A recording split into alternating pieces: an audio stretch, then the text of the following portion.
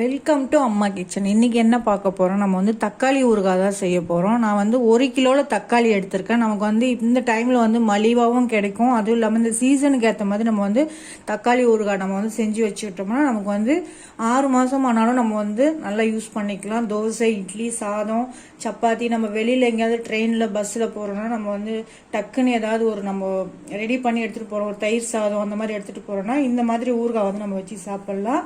வாங்க அது எப்படி செய்யலாம்னு சொல்லிட்டு பார்க்கலாம்.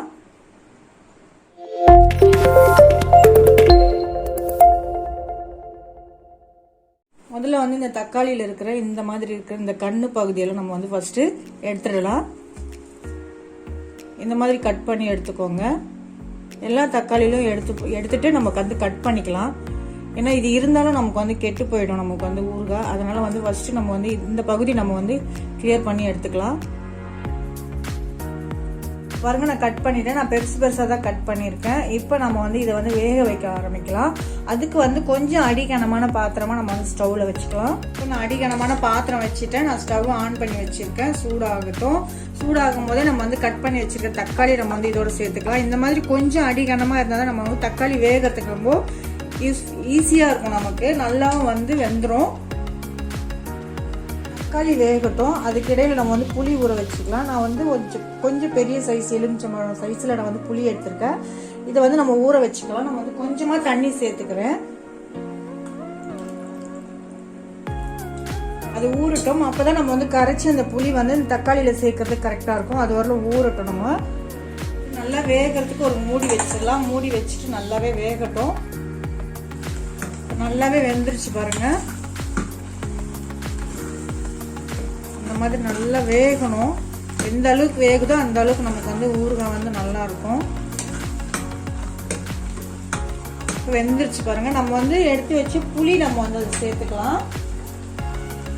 கரைச்சி அந்த ஜூஸ் எடுத்து வச்சிருக்கேன், அதை இதோட சேர்த்துக்கலாம். இப்போ இந்த புளி தண்ணியும் எல்லாமே வத்தி நல்லா வரணும். அது வரலும் நம்ம வந்து ஸ்டவ்லயே இருக்கட்டும். தண்ணி கொஞ்சம் கூட இல்லாம இதுல வந்து வத்திட்டு வரணும். நமக்கு தண்ணி எல்லாமே வத்தி வந்துருச்சு பாருங்க. தண்ணியே இல்லை. இந்த மாதிரி தண்ணி இல்லாம நமக்கு எல்லாமே வத்தி வரும். நம்ம புளி தண்ணி ஊற்றணும். அது நம்ம தக்காளியோட தண்ணி எல்லாமே நமக்கு வந்து நல்லா வத்தி வந்துடணும்.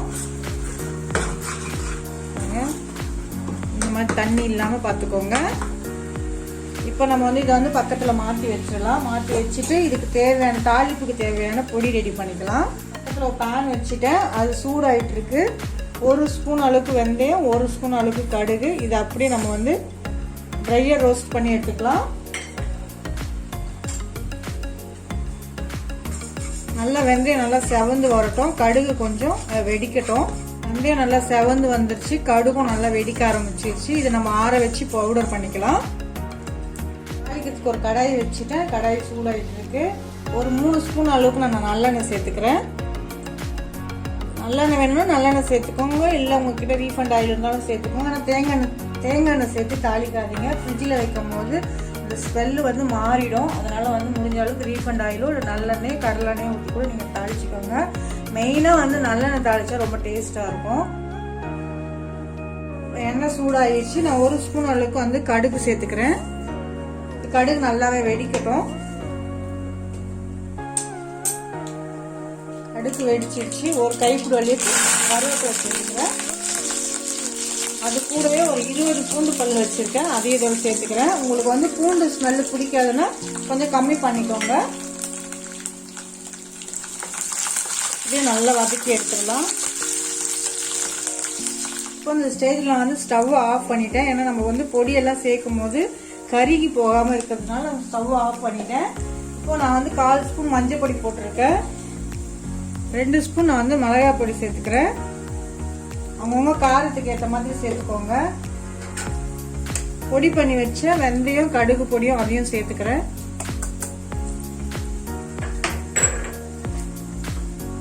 இப்போ இதெல்லாம் நல்லா மிக்ஸ் பண்ணிடலாம். ஏன்னா வந்து ஸ்டவ் ஆன்ல இருந்துச்சுன்னா இந்த பொடி எல்லாம் கருகிடுச்சுன்னா நல்லா இருக்காது, டேஸ்டே மாறிடும். எல்லாமே மிக்ஸ் பண்ணியாச்சு. இப்போ நம்ம வந்து பக்கத்தில் வச்சுட்டு தக்காளி நம்ம அதோட சேர்த்துக்கலாம்.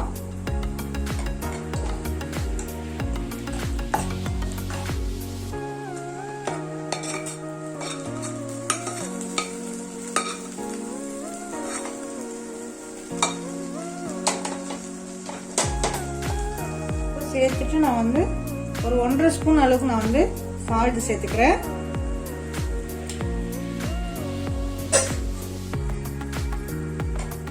எல்லாமே சேர்த்து மிக்ஸ் பண்ணிக்கலாம்.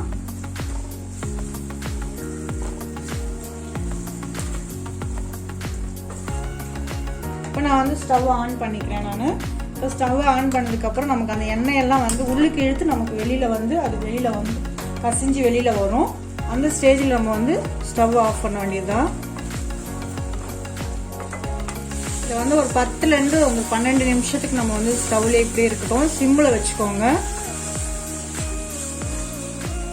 பாருங்க நமக்கு வந்து எண்ணெய் எல்லாம் மேலுக்கு நல்லா கசிஞ்சு வருது. 10லேருந்து ஒரு 12-13 நிமிஷம் நான் வச்சிருக்கேன். இப்போ இதுக்கு மேல வந்து ஒரு 2 ஸ்பூன் அளவுக்கு நம்ம வந்து ஆயில் சேர்த்துக்கலாம்.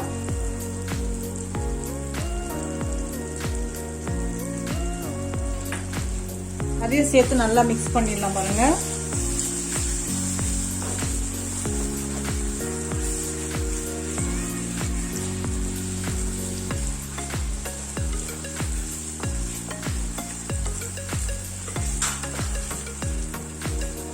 நமக்கு வந்து சூப்பரா சுவையா நமக்கு வந்து தக்காளி ஊறுகாய் ரெடி ஆயிடுச்சு.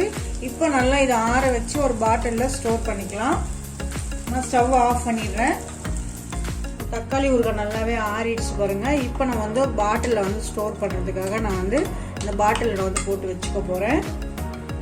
நீங்களும் அந்த மாதிரியே பண்ணுங்க. ஏன்னா பாட்டிலில் நம்ம வந்து எப்பவுமே இந்த கண்ணாடி பாட்டிலில் வைக்கும் போது நமக்கு வந்து வேஸ்ட் ஆகாது. நமக்கு வந்து சூப்பராக இருக்கும். எவ்வளோ நாள் இருந்தாலும் நல்லாவே இருக்கும்.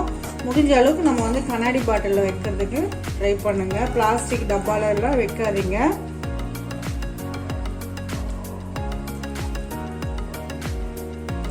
எல்லாமே இந்த பாட்டிலில் நான் வந்து சேர்த்துக்கிறேன்.